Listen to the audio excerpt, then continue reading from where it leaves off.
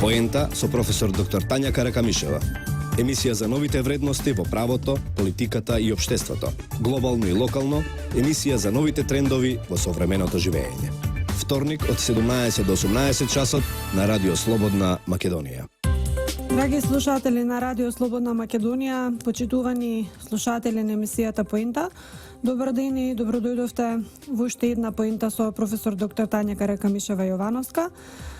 Пред да почнеме со главните теми на денешната емисија, дозволете ми да им го честитам иминденот на сите што денес го слават големиот христијански празник Митровден.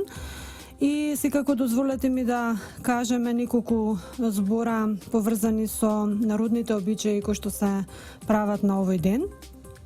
Имено се смета дека на Митровден треба да се остане дома, во кругот на семејството, треба да се помине со семејството, затоа се надевам ќе го послушате овој совет и денеска ќе останете дома со своите најблиски, бидејќи како што се народните верувања, оној кој што денес нема да биде дома, цела година ќе биде надвор од домот и ќе преспива по туѓи домови или по туѓи куќи. Постоело и верување дека ноќта пред Митровден мора да бидат завршени сите големи работи, посебно на поле, на нива, но и останатите обврски кои се извршуваат надвор од домот, затоа што се сметало дека доколку не се извршат сите обврски, остануваат сите натоварот на домаќинот, така што многу потешко би биле завршени доколку тие не бидат на време завршени. Исто така се смета дека времето по Митровден е лажливо, односно дека зимата може во секој момент да изненади, па затоа се зацврстило мислењето дека лоша среќа е ако нешто се одложи да се заврши по овој голем празник. Инаку за Митровден се верувало дека ќе се предскаже каква ќе биде зимата оваа година, односно годината која што се слави. Ако денот е сончев, наводно зимата ќе биде блага, со мал број на ладни денови, а ако на Митровден падне снег, се верувало дека снегот ќе се задржи се до месец април наредната година.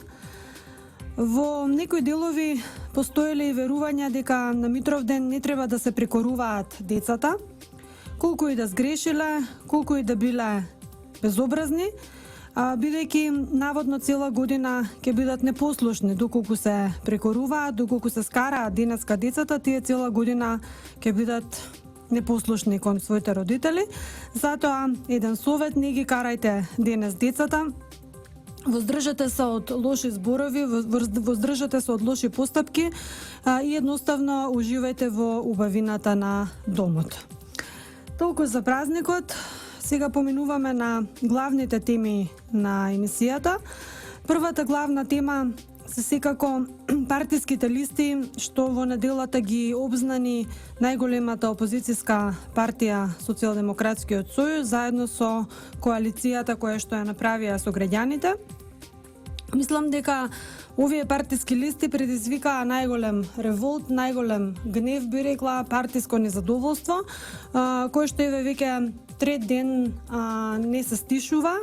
Реакции се уште пристигнуваат од сите страни, како од стари партиски членови на СДСМ, така и од останати симпатизери, приврзаници на оваа опозицијска партија, кои што не се согласуваат со изборот на партиското раководство во однос на тоа кој да се најде на партиските листи на Социјалдемократскиот сојуз. Токму затоа денешната поента и носи наслов партиски листи за спас од кривична одговорност и ќе видиме подолу за што станува збор, иако денешната поента нема да ја посветам само на партиските листи, секако главна топ тема во светот се и американските претседателски избори, така што поголем дел од вниманието во денешната поента ќе посветам и на актуелните избори претседателски кои што се случуваат во моментов и за кои што изборните резултати ќе ги знаеме доцна во ноќта или најсигурно веќе во утрешниот ден. Да се вратиме на партиските листи на Социјалдемократскиот сојуз. Како што кажав, во неделата СДСМ ги објави своите изборни адути. Први пред сите останати политички партии, тие демек така победнички одлучија да ги представат своите кандидати за наредните избори. И како што ги објави, така и се само закопа. Се само закопа од внатре, но и од надвор.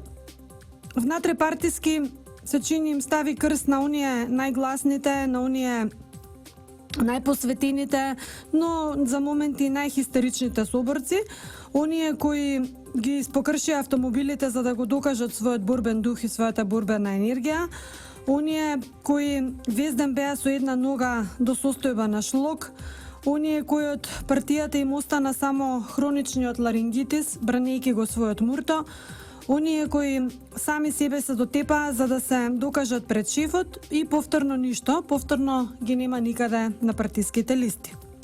Во неделата некои нови клинци им ги зазедоа така наречените добитни места, иако јас сум сигурна дека и на нив и на тие некои нови клинци треба да им е јасно дека пратеничка фотелја не гледаат. Наводните добитни места на пратеничките листи им се само поздрав за добре дојде во клубот на шарените лаги. Основната цел на нивното наоѓање на листите е да бидат преобратени од no name во name ликови, но за една употреба и толку. За партијата да се раздолжи кон нив заради тоа што беа многу шарени во изминатиот период кој што помина.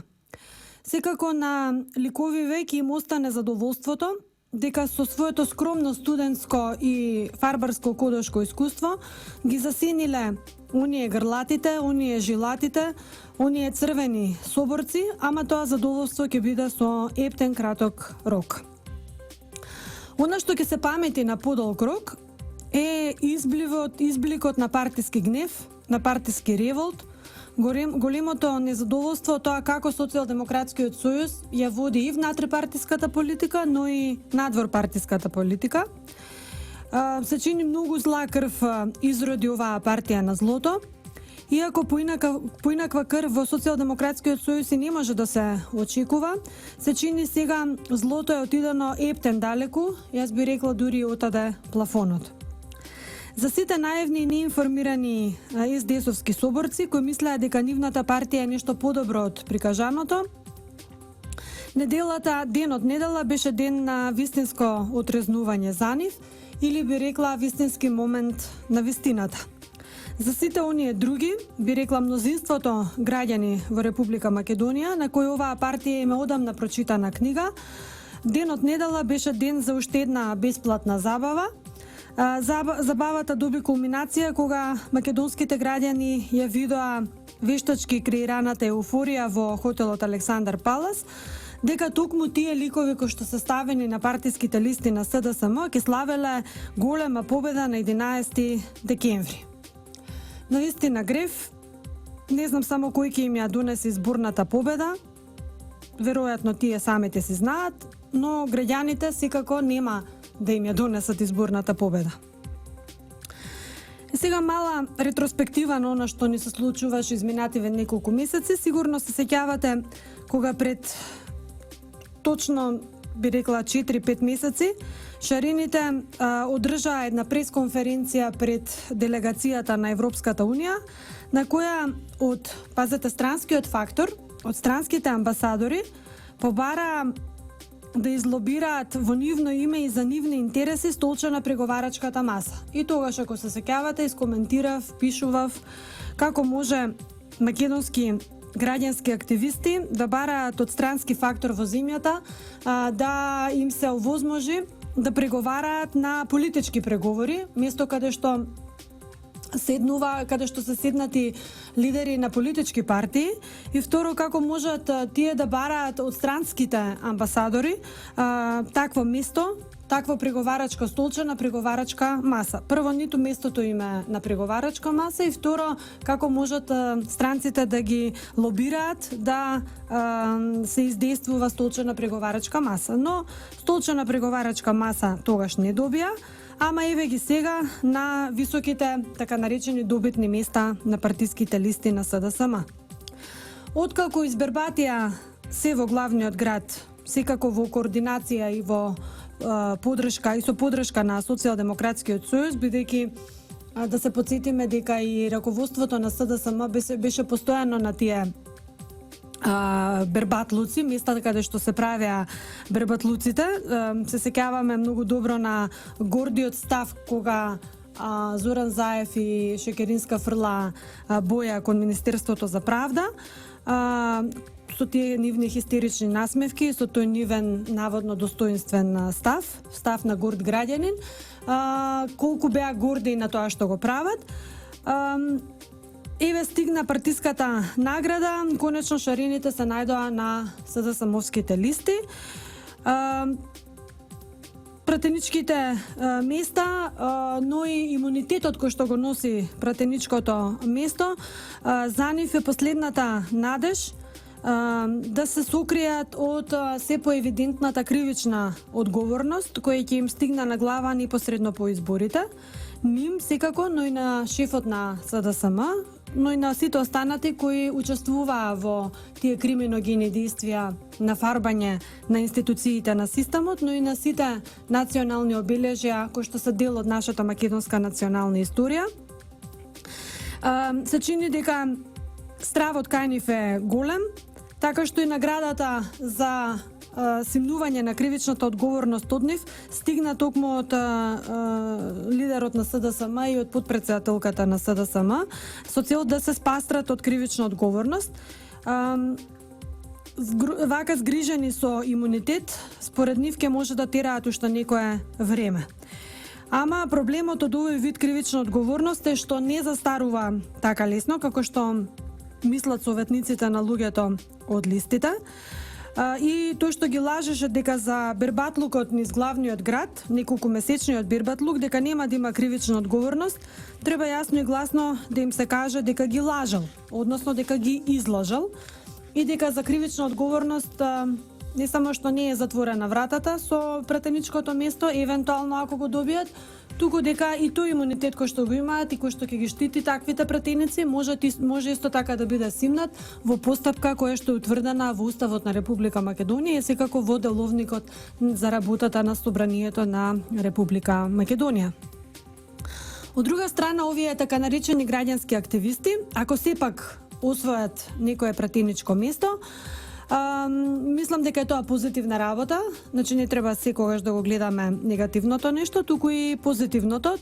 Дефинитивно тоа ќе биде спас за целото македонско цивилно општество, бидејќи партиската кошула ќе ги тргне овие лажни граѓански активисти од улица, кои изминативе години буквално го окупираа граѓанскиот простор и ќе остави еден нормален простор за дишење и за заживување на вистински автохтони граѓански иницијативи, кои ќе добијат шанса да го ревитализираат и деполитизираат македонското општество на вистински начин.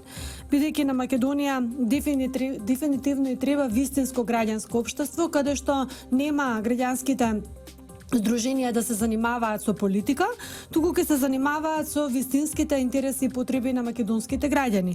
Она што ги тишти македонските граѓани како секојдневна потреба, граѓанските иницијативи и здруженија треба постојано да ги слушаат на терен и да едноставно помагаат во интерес на надминување или создавање на услови за надминување на таквите проблеми.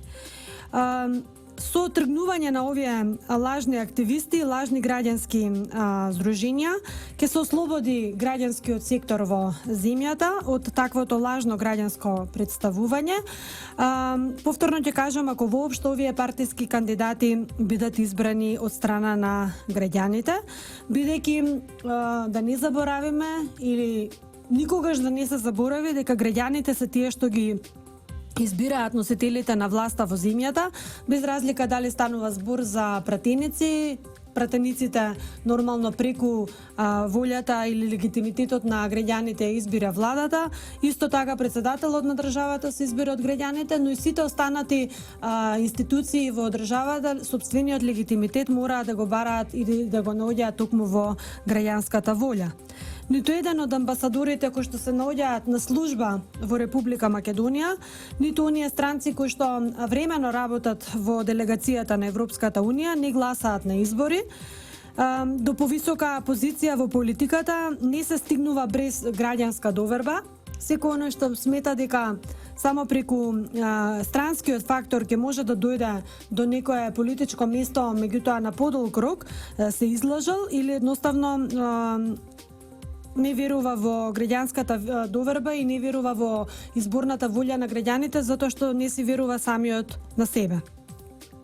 До повисока позиција во политиката исто така не се стигнува ниту со илјадници испратени писма до европските институции со кодошка содржина против сопствената земја, против тоа како работат институциите на Република Македонија.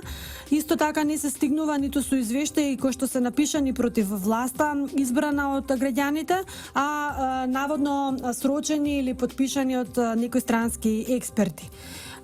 До повисока политичка позиција не се стигнува ниту со плачење во амбасадите, ниту со коленичење пред амбасадорите, а уште помалку со вовлекување под нивните панталони или нивната сукња.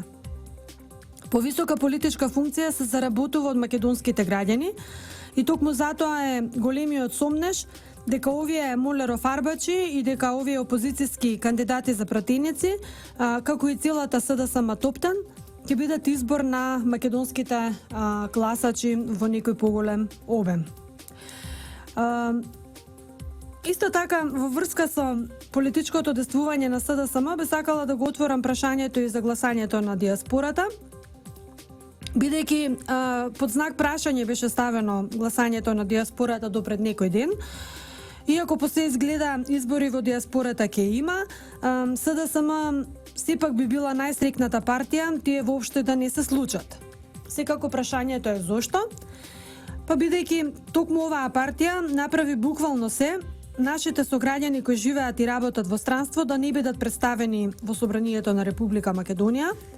Ако се добро се сеќаваме, на почетокот токму Социјалдемократскиот сојуз буквално се потепа да им го попречи остварувањето на избирачкото право, на уставно, но и на меѓународно заштитеното избирачко право на секој македонски државјанин, без разлика дали живее во Република Македонија или надвор од неа.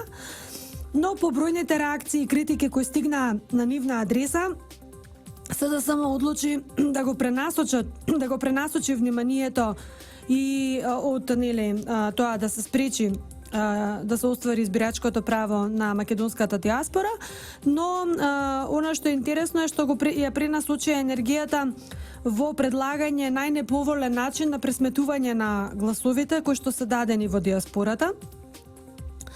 Нормално под превезот на некакво наводно почитување на европските изборни стандарди, токму Социјалдемократскиот сојуз инсистираше да се замени мнозинскиот со пропорционалниот модел на пресметување на гласовите на сите македонски гласачи што живеат во Европа, во Африка, во Северна и во Јужна Америка, во Австралија и во Азија како една изборна единица. Или преведено на јазикот на СДСМ, ова ќе значи дека тие се добра партија, која води сметка за правото на глас на секој македонски државјанин, без разлика дали живее дома или надвор од земјата, ама ќе инсистира на изборен модел со кој многу тешко ќе може да се избере дури еден пратеник во македонското собрание. Овде правиме куса пауза за реклами, се враќаме веднаш за неколку секунди, минути би рекла, повторно во студиото на Радио Слободна Македонија. Останете со нас. Поента со професор доктор Тања Каракамишева. Вторник од 17 до 18 часот на Радио Слободна Македонија.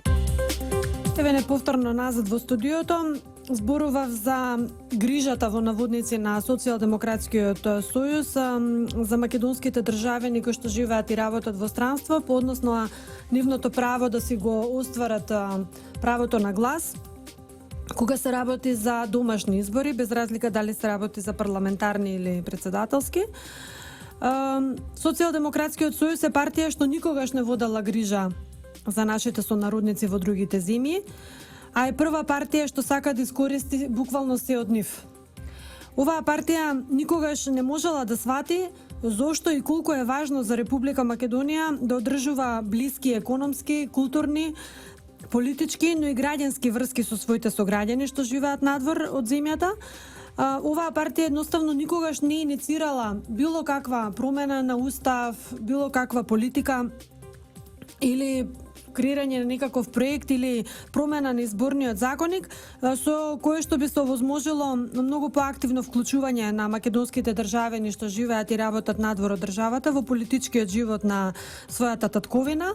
Напротив, СДСМ постојано ги кочела или ги отежнувала овие процеси, а вината за своите грешни политики секогаш ја префрлувала нормално на некој друг, без разлика дали се работи за политички субјект, најчесто на ВМРО ДПМН, но честопати и на одредени поединци, индивидуалци, професори, конкретно еве кон мене, кога запишан збор, за само еден пишан збор, знаат да направат цели скандали во јавноста. Токму затоа, ако на овие избори диаспората остане минимално представена со еден представник или воопшто не представена во Македонското собрание, вината треба да се бара, да се лоцира во апсурдноста на барањата на Социјалдемократскиот сојуз да се обезбеди апсолутно еднаква изборна моќ на гласот на македонските државјани што живеат надвор од државата со онаа што ја имаат во Република Македонија. Зошто ова го потенцирам? Апсолутно еднаква изборна моќ. Затоа што СДСМ намерно никогаш не сакала да ги свати спецификите на гласањето надвор од својата држава.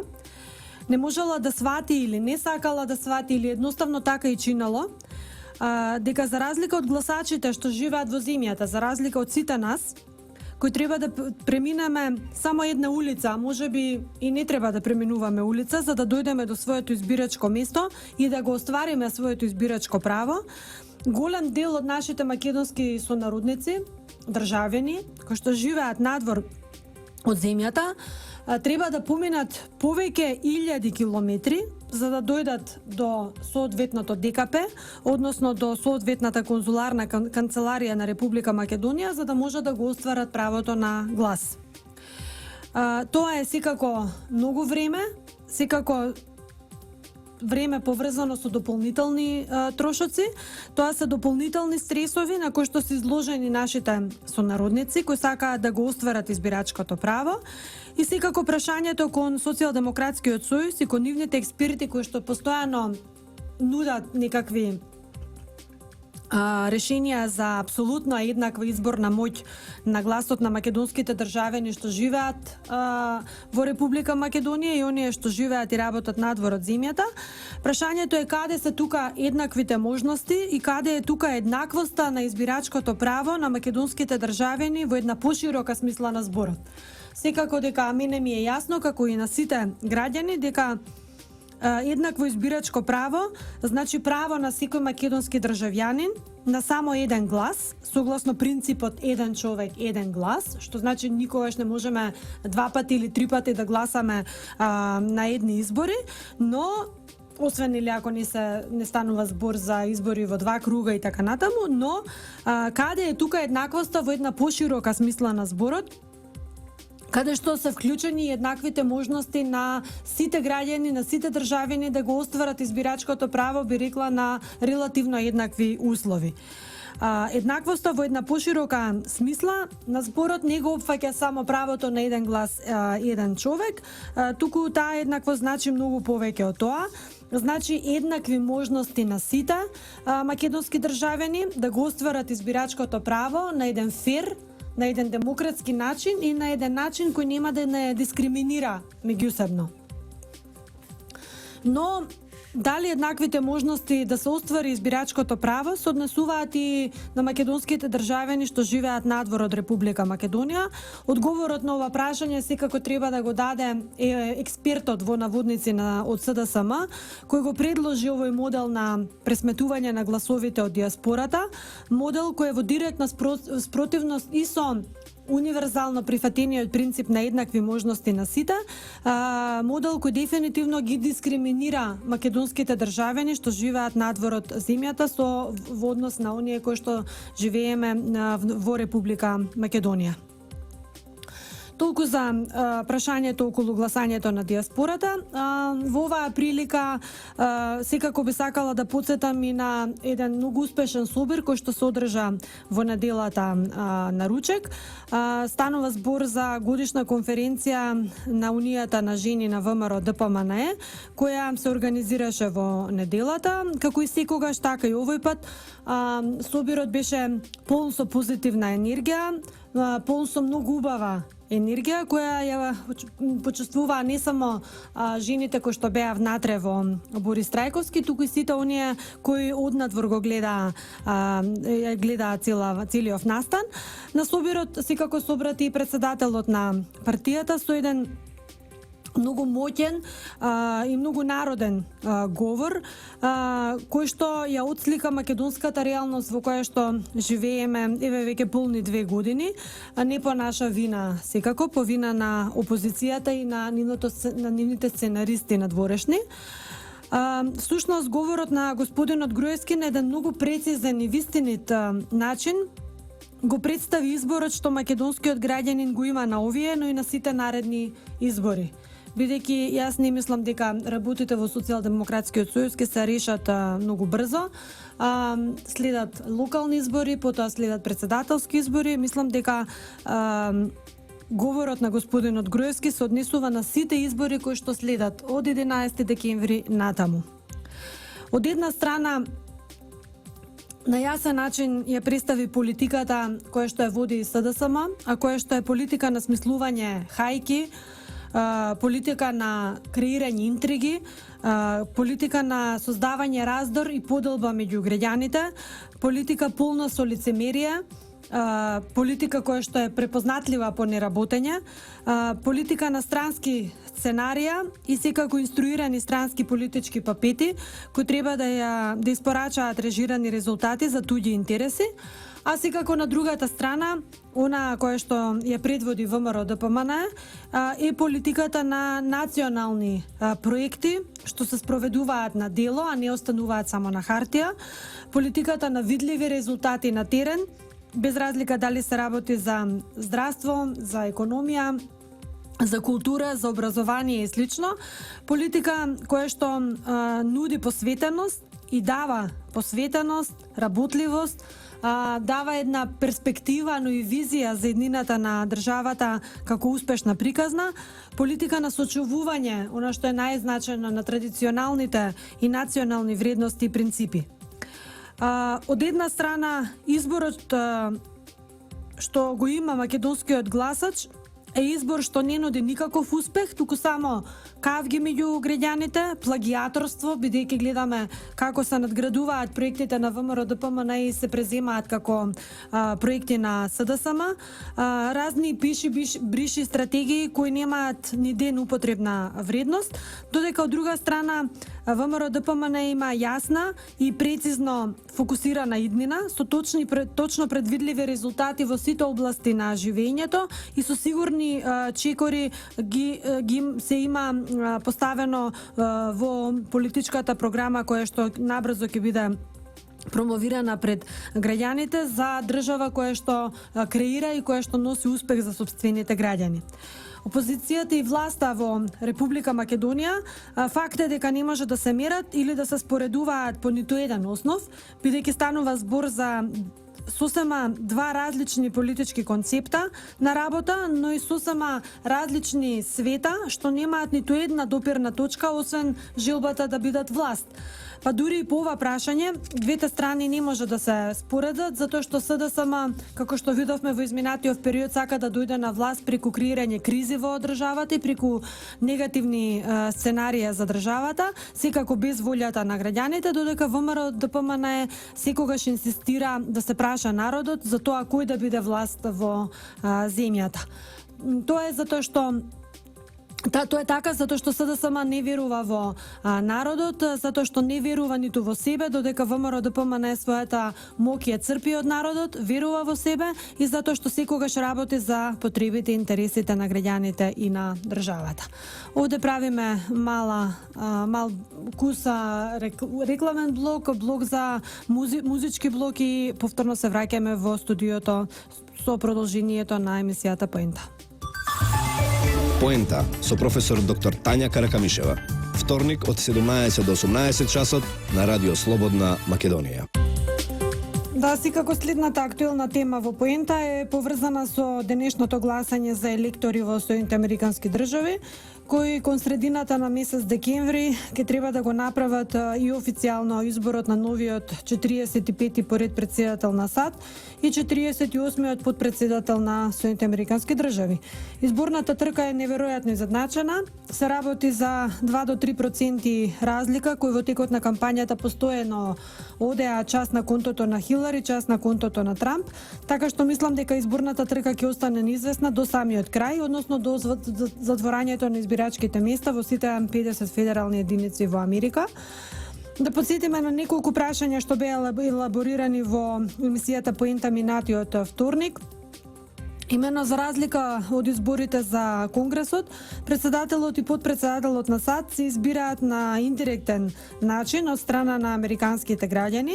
Тие токму денес на денешниве избори ги избираат така наречените електори, кои потоа го составуваат изборниот колегиум или изборниот коледж, кој треба и официјално да го направи изборот на новиот американски председател.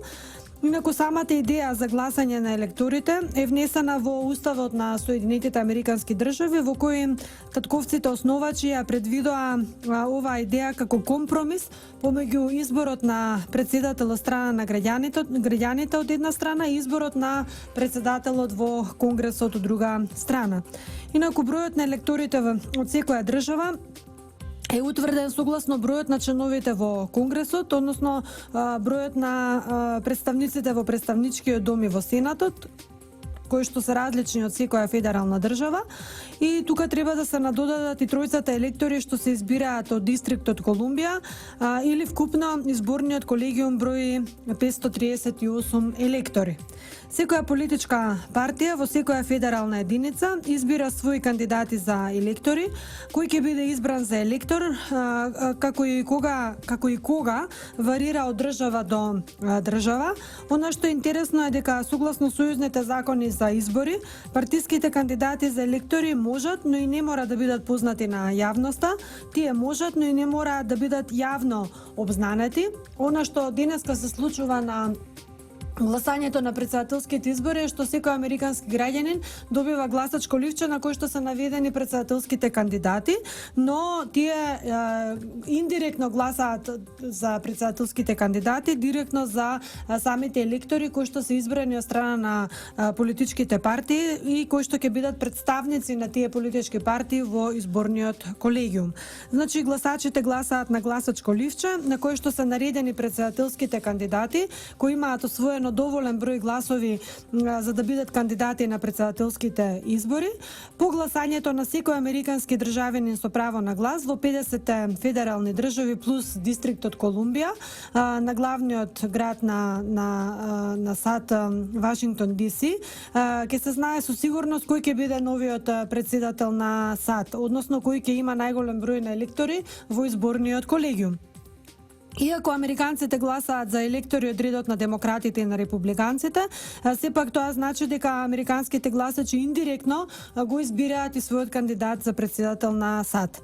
Она што е специфично за американските председателски избори е што во две федерални единици на Америка, Мејн и Небраска, ги номинираат своите електори не со употреба на мнозинскиот изборен систем First Past the Post, туку со употреба на пропорционален изборен систем или уште попознат како конгресно-областен метод. Во овие две држави електорите се избираат на пропорционален начин, согласно процентот на освоени гласови за кандидатите, односно електорите на демократите или за републиканските електори. По денешниот ден, односно по изборот на електорите, кон средината на месец декември, ќе се случи и официјалниот избор на американскиот председател, односно електорите од секоја федерална единица во главниот град на својата федерална единица ќе гласаат за еден од кандидатите кои влегле во изборната трка за председател на Соединените Американски држави. На еден председателски кандидат, за да биде избран за председател на САД, му се потребни најмалку 270 гласа од електорите, електорите, што значи половина плюс 1 од вкупниот број на електорите, кој што рековме дека се 538 електори на број.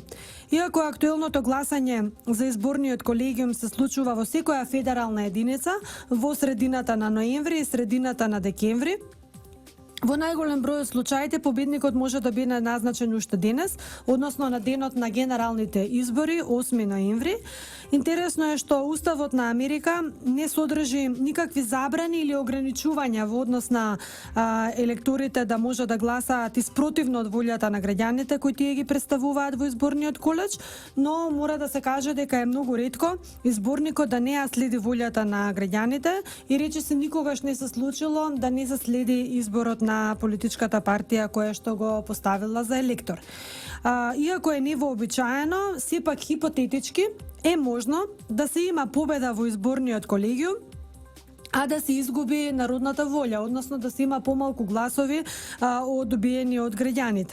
Ова значи дека кандидатот може да победи преку комбинација на државите и да стигне до назначените 270 потребни електори и покрај тоа што не го освоил мнозинството гласови во државите. Да се потсетиме дека ова се случи 4 пати до сега на американските председателски избори, а последниот таков случај е на изборите во 2000 година. Постојано се поставува едно прашање кое што е интересно за македонската, но и пошироката јавност, што се случува ако ниту еден од двајцата кандидати за председател не успее да ги добие потребните 270 изборни или електорски гласа. Во таков случај одлуката за тоа кој ќе биде американски председател ја носат пратениците во представничкиот дом, кои ќе имаат право да гласаат за изборот на новиот председател од редот на топ 3 кандидати кои освоиле најголем број на гласови. Сличен процес се одржува и во Сенатот за избор на новиот потпредседател на САД, исто така од редот на топ 3 рангирани кандидати. Единствен случај во историјата на Америка кога представничкиот дом во Конгресот го изгласал новиот американски председател е во далечната 1824 година кога Џон Адамс освоил најголем број на гласови во представничкиот дом, откако претходно ниту еден кандидат немало освоено мнозинство гласови од електорите во изборниот колегиум.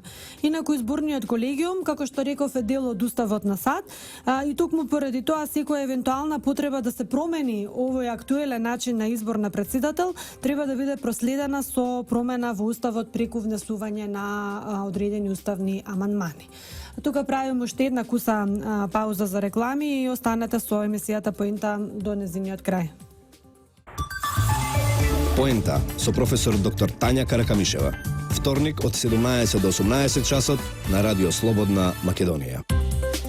Продолжуваме со американските председателски избори, без разлика на тоа каков ќе биде изборот, дали преку изборен колегиум или преку представничкиот дом. Она што е најважно е дека новиот председател на Америка, 45-тиот поред како што спомнав, ќе стапи на должност откако официјално ќе положи заклетва на 20 јануари или на 21 јануари ако 20 се паѓа во недела, токму во главниот град на САД Вашингтон.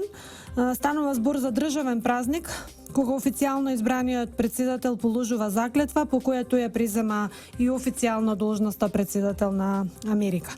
Со полагањето на заклетва стапуваат на должност и избраниот председател, но и избраниот потпредседател на САД. Да се вратиме сега кратко на изборната кампања и на прашањето кој од двајцата фаворити денес ке може да се смета за изборен победник. Се чини Хилари најмногу успех во текот на изборната кампања постигна во големите демократски држави како што се Њујорк, Њу Џерси, Илиноис и Калифорнија. Токму таа смета дека овие држави кои се побројни со население би можеле да и донесат и конечна победа со нивниот најголем удел во гласовите во изборниот колеж. Например, во 2008 година Барак Обама со освоени 53% од гласовите, му донесоа 68% од гласовите во изборниот колеж. Еве таа нееднаквост во делот на освоени гласови со освоени електорски места. Овие најбројни со население држави одиграа најголема улога во добивањето доверба на сегашниот претседател Барак Обама и токму затоа Хилари Клинтон се надева на поддршката токму од овие држави. Оние така наречени неопределени држави или попознати како swinging states, држави што се нишаат или се приклонуваат час кон демократите, час кон републиканците на различни типови избори, се исто така многу важни за денешната конечна победа на едниот односно другиот. Станува збор за големи држави како што се Аризона, Флорида, Северна Каролина, Охајо и Вирџинија, кои имаат моги да ги направат многу непредвидливи изборните резултати, бидејќи токму нивните избирачи се тие така наречени флуктуирачки или шетачки. До сега ниту Трамп, ниту Клинтон немаат значително водство во овие клучни држави, па токму затоа и неизвестноста околу нивната поддршка. Исто така, она што може да се забележи за двата кандидата е еден низ хендикеп кој што го имаат и обајцата. Имено и на двајцата им недостасува поголема народна популарност во смисла на поголема поддршка од страна на јавноста. Да не забораваме дека неколку големи имиња познати политичари од редот на републиканската партија јавно се откажа од поддршката за Трамп, додека пак повеќе од половината од гласачите за Берни Сандерс, оној против кандидат на Хилари во демократската партија, и ја откажа поддршката на Хилари, поради што се смета дека и двајцата кандидати имаат, би рекла, голем проблем со тоа да го насочат партиското внимание кон себе. Неколку истражувања на Нью Йорк Таймс и оние на CBS вестите покажуваат дека двајцата кандидати имаат ограничена поддршка, но и ограничена популарност поради недостаток на јавна доверба на американските граѓани кон нив. Само 1/3 од американците сметаат дека Клинтон е чесна и дека треба да ѝ се верува, споредено со 35% од населението кои тоа го мислат за Трамп. Значи, 1/3 од прилика се исто, тука 33 со 35%. 57% од граѓаните сметаат дека не ги делат вредностите со Клинтон, додека дури 62% од населението не ги делат вредностите кои што ги искажува Доналд Трамп во текот на изборната кампања. Исто така, повеќето граѓани сметале дека Клинтон има вистински тип на карактер, но и темперамент и личност да биде добар председател, додека за Трамп повеќето американци сметаат дека токму тој ќе направи некакви вистински промени во естаблишментот, но и во политиката, официјалната политика во Вашингтон. Иако FBI пред некој ден излезе со соопштение дека нема основи да се поведе постапка за истрага против Хилари Клинтон во врска со протечените информации дека многу од службените мејлови, дури оние со класифицирана содржина, и пристигнувале на приватна имейл адреса, сепак остануваат да висат многу прашања што јавноста си ги поставува или отворено во врска со прикажаната политичка, но и лична неодговорност на Хилари кон прашања и теми кои имаат големо национално значење и секако национално безбедносен карактер. Навистина зачудува, навистина запрепастува неодговорниот пристап и ноншалантниот однос на Хилари кон државните работи додека била на служба државен секретар во Белата куќа. Токму од протечените информации се гледа дека во времето додека била државен секретар, Хилари Клинтон постојано ја замолувала, пазете, незината кукина помошничка да ги принта чувствителните владени документи и имејлови, вклучително и оние што содржале класифицирани информации, токму од незиниот дом во Вашингтон. Се разбира, незината домашна помошничка немала безбедносен сертификат за да го има овој материјал во свој раце. Се работи за филипинска мигрантка Марина Сантош, која многу често била повикувана да ги прима овие имејлови, што се смета дека оваа жена добивала многу повеќе доверба кај Клинтон во делот на електронската пошта отколку во делот на чистењето и одржувањето на ред во куќата на Клинтонови. Сантош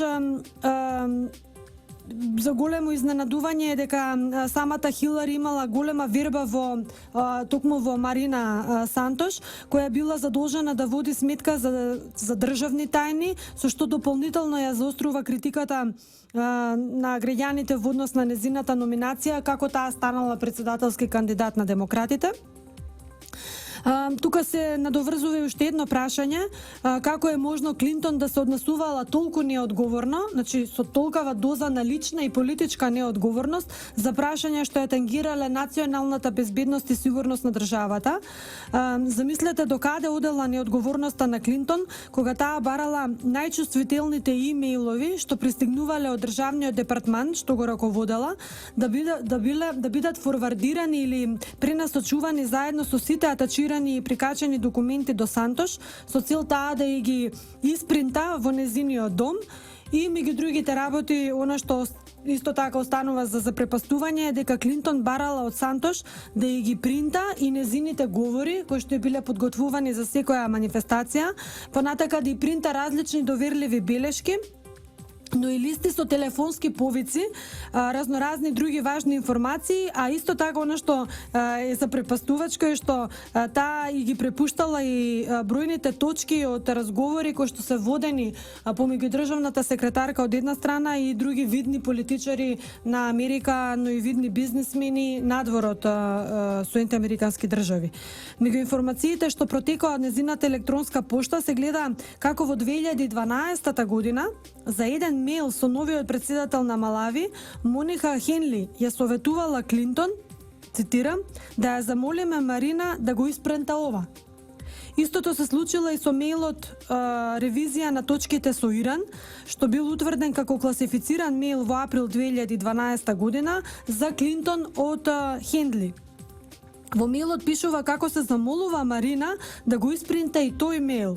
И двата мејла биле класифицирани како државна тајна, како строго доверливи и имале знакче топ тајна, односно топ секрет или строго доверлив карактер. Марина Сантош, кукната помошничка на Клинтон, замислата имала пристап до најстрого доверливиот простор познат како SCF, Sensitive Compartment Information Facility, што дипломатските безбедносни агенти го поставиле во домот на Клинтон, според белешките што ги поседувало FBI од интервјуто направено со Абедин. Од внатрешноста на тој СЦИФ простор, за кој Сантош немала поим што е, биле собирани документи од тајните факсимил машини за Клинтон, пишуваат агентите на FBI.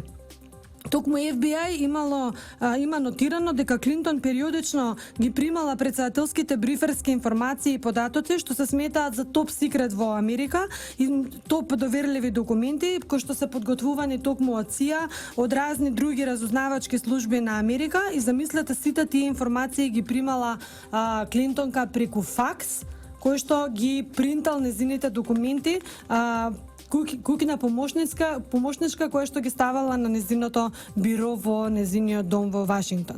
Навистина интересни информации од американските председателски избори. Секако кој ќе биде следниот американски председател ќе одлучат самите американски граѓани, ние нема да им се мешаме во изборот. Се надевам дека и американските амбасади и лица кои што работат во Република Македонија нема да се мешаат во нашите наредни парламентарни и секаков друг вид на избори, бидејќи времето е веќе би рекла истекува сосема за крај, би кажала дека емисијата Поента е дел од Трговското радиодифузно друштво Радио Слободна Македонија. Денеска е 8 ноември 2016 година. Водител и уредник на емисијата Тања Каракамишева Јовановска, професор доктор. Јас ви посакувам убаво попладне, поминете си го убаво Митровден и секако не ги карајте вашите деца, оставете ги денеска и уживајте во убавините на вашиот дом. Благодарност за вниманието со кое што не следевте, секако следете на наредниот вторник во истото време од 17 до 18 часот. Поента со професор доктор Тања Каракамишева. Емисија за новите вредности во правото, политиката и општеството. Глобално и локално, емисија за новите трендови во современото живење. Вторник од 17 до 18 часот на Радио Слободна Македонија.